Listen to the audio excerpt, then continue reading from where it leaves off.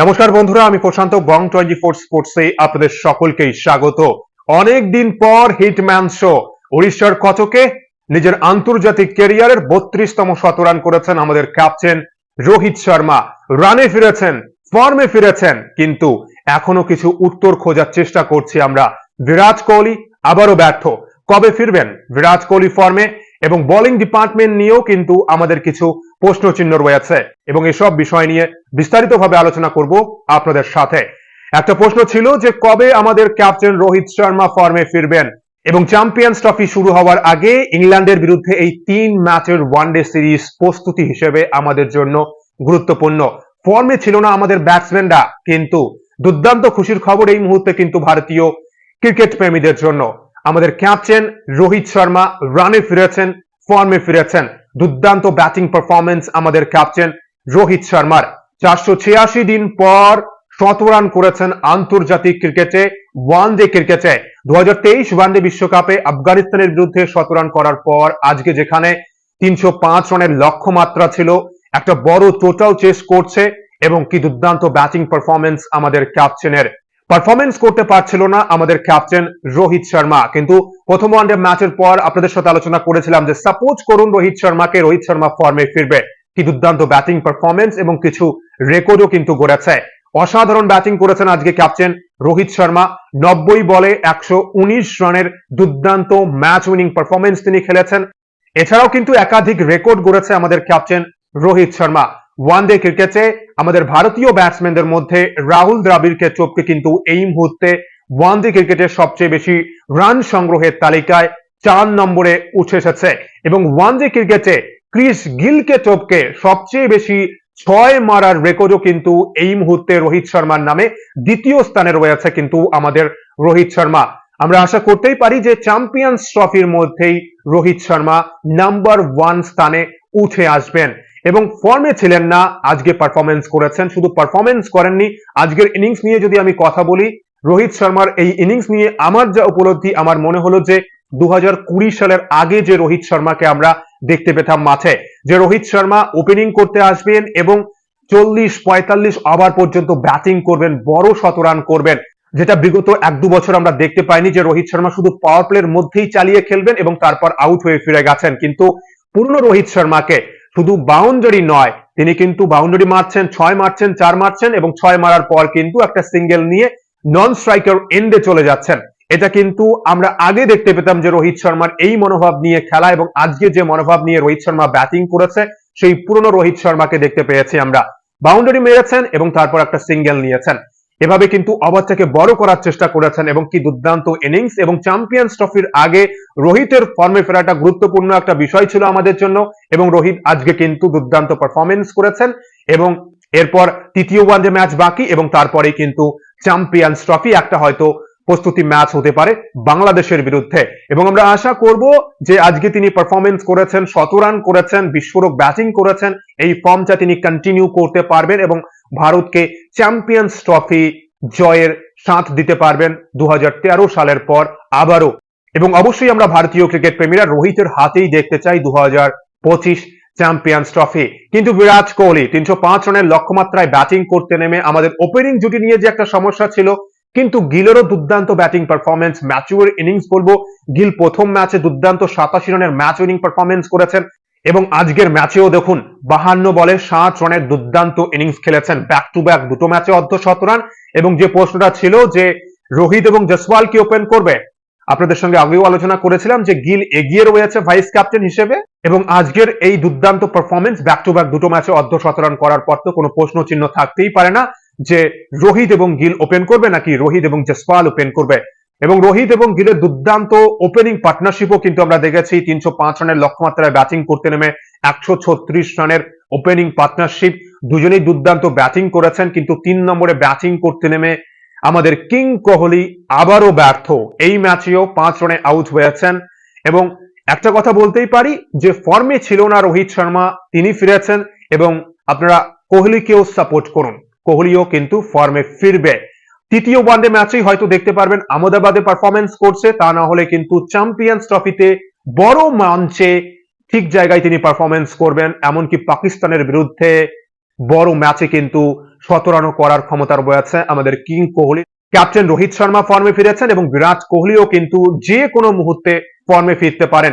এই দুই ব্যাটসম্যান কিন্তু এ যুগের ওয়ানডে ক্রিকেটের সেরা ব্যাটসম্যান। তাই বর্তমানে একটু খারাপ সময় চলছে, তাই সাপোর্ট করাটা জরুরি আমাদের দর্শকদের।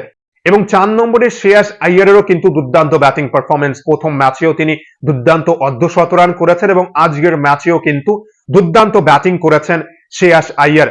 44 রান করেছেন, ভালো ব্যাটিং করেছেন। এবং 4 নম্বর নিয়ে যে প্রশ্ন চিহ্নটা ছিল যে 4 নম্বরে কি শ্রেয়াস আইয়ার খেলবে, এবং আমরা যদি 2023 ওয়ানডে বিশ্বকাপ থেকেই দেখি 4 নম্বরে কিন্তু দুর্দান্ত পারফরমেন্স রয়েছে শ্রেয়াস আইয়ারের, এবং আইয়ার কিন্তু ভালো ফর্মে রয়েছে। এটা কিন্তু খুব ভালো একটা দিক যে আমাদের টপ অর্ডার ব্যাটসম্যানরা বিরাট কোহলিকে বাদ দিয়ে সবাই রানে ফিরেছে, সবাই পারফরমেন্স করছে এবং ফর্মে রয়েছে। এছাড়াও 5 নম্বরে কিন্তু আকসর প্যাটেলও আজকে একটা গুরুত্বপূর্ণ ইনিংস খেলেছে। গত ম্যাচেও আমরা দেখেছি গুরুত্বপূর্ণ অর্ধশতরান করেছেন এবং আজকের ম্যাচেও কিন্তু 41 রানের নট আউট ইনিংস খেলেছেন। এবং যেহেতু আমাদের টপ অর্ডারে কোনো লেফট হ্যান্ডেড ব্যাটসম্যান নেই, তাই হয়তো 5 নম্বরে প্রমোট করা হচ্ছে আকসর প্যাটেলকে। সেক্ষেত্রে হয়তোবা চ্যাম্পিয়ন্স ট্রফির মতো বড় মঞ্চেও আমরা দেখতে পারি যে 5 নম্বরে ব্যাটিং করতে পারে আকসর প্যাটেল। এবং এই ম্যাচে ইংল্যান্ডও কিন্তু ভালো ব্যাটিং করেছে, 304 রানে অল আউট হয়েছে ইংল্যান্ড। কিন্তু আমরা দেখেছি যে আমাদের বোলিং ডিপার্টমেন্ট নিয়ে কিছু প্রশ্ন চিহ্ন রয়েছে।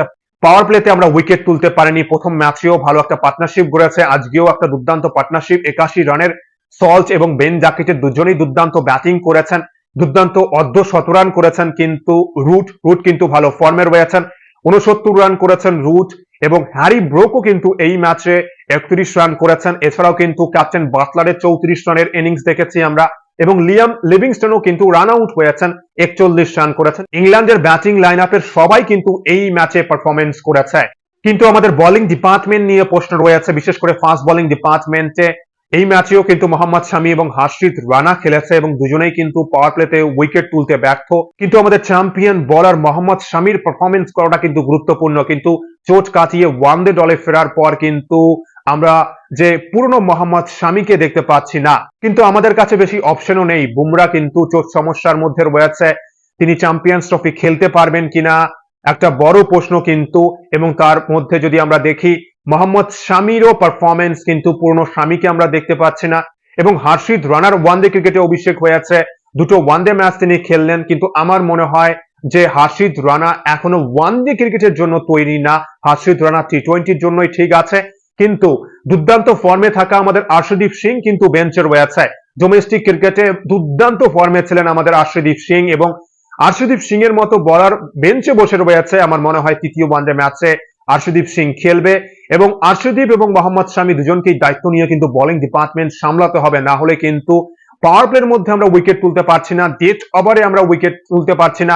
ডেথ ওভারে একটু বেশি রান দিয়ে দিচ্ছে আমাদের বোলাররা, সেদিকে কিন্তু আর্শদীপ সিংকে দায়িত্ব নিয়ে বোলিং করতে হবে। কিন্তু বোলিং ডিপার্টমেন্টে আমরা যদি পজিটিভ দিক দেখি, আমাদের রবীন্দ্র জাদেজা প্রথম ম্যাচে 3 উইকেট, দ্বিতীয় ম্যাচেও 3 উইকেট, 20 ওভার বোলিং করেছেন, 6 উইকেট নিয়েছেন। সম্ভবত দুটো মাত্র বাউন্ডারি দিয়েছেন তিনি। কি দুর্দান্ত বোলিং পারফরমেন্স! এবং রবীন্দ্র জাদেজা ভালো ফর্মে রয়েছে। চ্যাম্পিয়ন্স ট্রফিতে আমাদের 3 অলরাউন্ডার রবীন্দ্র জাদেজা, হার্দিক পান্ডিয়া এবং আকসর প্যাটেলের ব্যাটে বলে পারফরমেন্স করাটা কিন্তু গুরুত্বপূর্ণ। এই 3 ক্রিকেটার যদি ভালো পারফরমেন্স করতে পারে ব্যাটে বলে, ভারতীয় ক্রিকেট টিম কিন্তু ভালো কিছু করবে চ্যাম্পিয়ন্স ট্রফিতে। এবং আমাদের বোলিং ডিপার্টমেন্টে অবশ্যই ফাস্ট বোলিং নিয়ে একটু সমস্যা রয়েছে। কিন্তু তৃতীয় ওয়ানডে ম্যাচে যদি আর্শদীপ সুযোগ পায়, এখন এটাই দেখার আর্শদীপ এবং মোহাম্মদ শামির জুটি কেমন পারফরমেন্স করে তৃতীয় ওয়ানডে ম্যাচে। এবং এরপরেই কিন্তু একটা প্র্যাকটিস ম্যাচ, তারপরেই চ্যাম্পিয়ন্স ট্রফি। হাতে বেশি সময় নেই, হাতে বেশি ম্যাচ নেই, তাই প্লেয়ারদের কিন্তু পারফরমেন্স করতে হবে, না হলে কিন্তু চাপে পড়বে ভারতীয় ক্রিকেট টিম। এবং আমাদের বরুণ চক্রবর্তীর এই ম্যাচে অভিষেক হয়েছে এবং তিনি ভালো বোলিং করেছেন। টি-20 ক্রিকেটে দুর্দান্ত bowling performance, player of the series হয়েছেন। এবং আজকে দ্বিতীয় ওয়ানডে ম্যাচে অভিষেক হয়েছে এবং ভালো বোলিং করেছেন তিনি। ভারতীয় ক্রিকেট টিমকে প্রথম ব্রেক থ্রু দিয়েছেন, কিন্তু লম্বা স্পেল দিয়েছে আজকে বরুণ চক্রবর্তীকে। তো আমার মনে হয় বরুণ চক্রবর্তীকে যদি 3টে স্পেলে বোলিং করাতো ক্যাপ্টেন রোহিত শর্মা, তাহলে হয়তো আরো একটা বা দুটো উইকেট নিতে পারতো কিন্তু আমাদের বরুণ চক্রবর্তী। কিন্তু চ্যাম্পিয়ন্স ট্রফির আগে আমাদের ব্যাটিং ডিপার্টমেন্টে আমাদের কিং কোহলিকে বাদ দিলে বাকিরা কিন্তু ফর্মে ফিরেছে, ভালো পারফরমেন্স করছে। এবং বোলিং ডিপার্টমেন্টে ফাস্ট বোলারদের বাদ দিলে কিন্তু স্পিনাররা ভালো পারফরমেন্স করছে। তাই আমরা আশা করব যে সমস্যাগুলো রয়েছে তৃতীয় ওয়ানডে ম্যাচের মধ্যেই সমস্যার সমাধান হবে। যারা পারফরমেন্স করতে পারেনি এখনো পর্যন্ত পারফরমেন্স করবে এবং ফর্মে ফিরে আসবে এবং ভারতীয় ক্রিকেট টিম হোয়াইট ওয়াশ করবে ইংল্যান্ডকে। কি মনে হচ্ছে আপনাদের, বিরাট কোহলি আহমেদাবাদে কি ফর্মে ফিরবে, নাকি চ্যাম্পিয়ন্স ট্রফিতে বড় ম্যাচে পাকিস্তানের বিরুদ্ধে না বাংলাদেশের বিরুদ্ধে শতরান করবে? বিরাট কোহলি কি ফর্মে ফিরতে পারবে? কি মনে হচ্ছে আপনাদের? এবং ভিডিওটি ভালো লাগলে অবশ্যই লাইক, কমেন্ট ও সাবস্ক্রাইব করে খেলাধুলোর সমস্ত আপডেট পাওয়ার জন্য চ্যানেলটি অবশ্যই সাবস্ক্রাইব করে রাখবেন। অসংখ্য ধন্যবাদ সকলকেই।